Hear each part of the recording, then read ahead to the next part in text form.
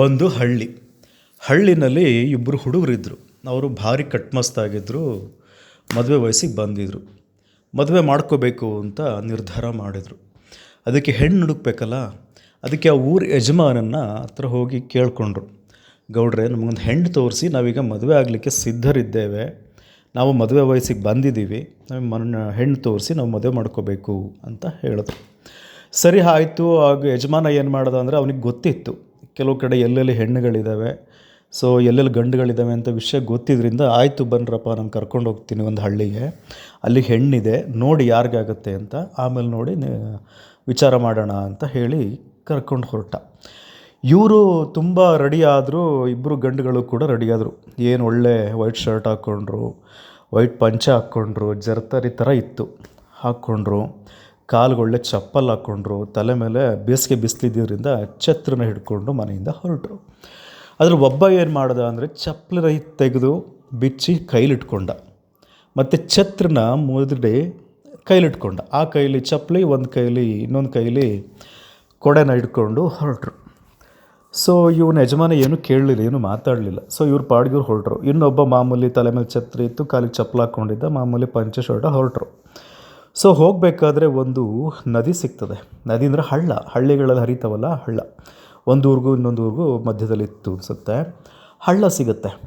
ಅವಾಗೇನು ಮಾಡ್ತಾನೆ ಅಂದರೆ, ಒಬ್ಬ ಆ ಛತ್ರನ ಮೇಲಿಡ್ಕೊಂಡಿದ್ದವನು ಮತ್ತು ಕಾಲಿಗೆ ಚಪ್ಪಲಿ ಹಾಕ್ಕೊಂಡಿದ್ದವನು ಏನು ಮಾಡ್ದ ಅಂದರೆ, ಆ ಚಪ್ಪಲಿನ ಬಿಚ್ಚಿ ಕೈಲಿ ಹಿಡ್ಕೊಂಡು ಹಳ್ಳನ ದಾಟ್ಕೊಂಡು ಹೊರಟ. ಆದರೆ ಚಪ್ಪಲಿನ ಕೈಲಿ ಹಿಡ್ಕೊಂಡಿದ್ನಲ್ಲ ಅವನೇನು ಮಾಡ್ದ ಅಂದರೆ, ಚಪ್ಪಲಿನ ಕಾಲಿಗೆ ಹಾಕ್ಕೊಂಡು ಆ ಹಳ್ಳನ ದಾಟ್ದ. ಸೊ ಇವನ ಯಜಮಾನ ನೋಡ್ದ, ಇವನಿಗೇನು ಅರ್ಥ ಆಗಲಿಲ್ಲ, ಸುಮ್ಮನೆ ಆದ. ಹಾಗೆ ಮುಂದಕ್ಕೆ ಹೊತ್ತು ಹಳ್ಳ ದಾಟಿದ್ಮೇಲೆ ಮತ್ತೆ ಇವನು ಚಪ್ಪಲಿ ಒಬ್ಬ ಕಾಲಿಗೆ ಹಾಕ್ಕೊಂಡ, ಇನ್ನೊಬ್ಬ ಬಿಚ್ಚಿ ಕೈಲಿ ಹಿಡ್ಕೊಂಡ. ಹಾಗೆ ಮುಂದೆ ಹೋಗ್ತಾ ಒಂದು ಮರ ಸಿಕ್ತು. ಆ ಮರ ಬಿಸಿಲಾಗ್ತದೆ, ದಣವಾಗ್ತದೆ, ಕೂತಿದ್ದು ಹೋಗೋಣ ಅಂತೇಳಿ ಆ ಮರದಡಿ ಕೂತ್ಕೊಂಡ್ರು. ಅವಾಗೇನು ಮಾಡ್ದ ಅಂದರೆ, ಆ ಛತ್ರನ ಬಿಚ್ಚಿಟ್ಕೊಂಡಿದ್ದಲ್ಲ ಕೈಲಿ, ಅವನು ಛತ್ರನ ತಲೆ ಮೇಲೆ ಹಿಡಿದಿಟ್ಕೊಂಡ. ಮತ್ತು ಇವನು ಛತ್ರಿ ಬಿಸಿಲಿಗೆ ತಲೆ ಮೇಲೆ ಹಿಡ್ಕೊಂಡಿದ್ದವನು ಬಿಚ್ಚಿ ಅಲ್ಲಿ ಮಡಗ್ದ. ಸೊ ಇವನಿಗೆ ಯಜಮಾನ ಅದನ್ನು ನೋಡತ್ಲೇ ಇದ್ದಾನೆ, ಏನೂ ಗೊತ್ತಾಗಲಿಲ್ಲ ಅವನಿಗೆ. ಆಮೇಲೆ ತಿರ್ಗಿ ಅಲ್ಲಿಂದ ಸ್ವಲ್ಪ ಹೊತ್ತಾದ್ಮೇಲೆ ಹೊರಟಾದ್ಮೇಲೆ ಮತ್ತೆ ಯಥಾರಾಗ ಅದೇ ಥರನೇ ಯಾವ ರೀತಿ ಇದ್ದರೂ ಅದೇ ಥರನೇ ಹೊರಟರು. ಸೊ ಇನ್ನೊಂದು ಹಳ್ಳಿಗೆ ಹೋಗ್ತಾರೆ. ಹಳ್ಳಿಗೆ ಹೋದಾಗ ಆ ಹೆಣ್ಣಿದ್ದು ಮನೆಗೆ ಹೋಗ್ತಾರೆ. ಆವಾಗ ಯಜಮಾನ ಹೇಳ್ತಾನೆ, ನೋಡಮ್ಮ, ನೀನು ಒಂದು ಹೆಣ್ಣಿದ್ದೀಯಾ, ಇಲ್ಲಿ ಇಬ್ಬರು ಗಂಡುಗಳವ್ರೆ, ಸೊ ಇಬ್ಬರಿಗೂ ನಾನು ಮದುವೆ ಮಾಡಬೇಕು, ನೀನು ಯಾರನ್ನು ಆಯ್ಕೆ ಮಾಡ್ತೀಯೋ ಇವ್ರನ್ನ ಲಗ್ನ ಮಾಡ್ತೀನಿ, ಇನ್ನೊಬ್ಬರಿಗೆ ನಾನು ಬೇರೆ ಕಡೆ ಹೆಣ್ಣು ನೋಡ್ತೀನಿ ಅಂತ ಹೇಳಿದೆ. ಆ ಹುಡುಗಿಗೆ ನೋಡಿದ್ಲು, ಇವಳಿಬ್ಬರು ಚೆನ್ನಾಗಿದ್ದಾರೆ, ಕಟ್ಮಸ್ತಾಗಿದ್ದಾರೆ, ದಸ್ಪುಷ್ಟವಾಗಿದ್ದಾರೆ.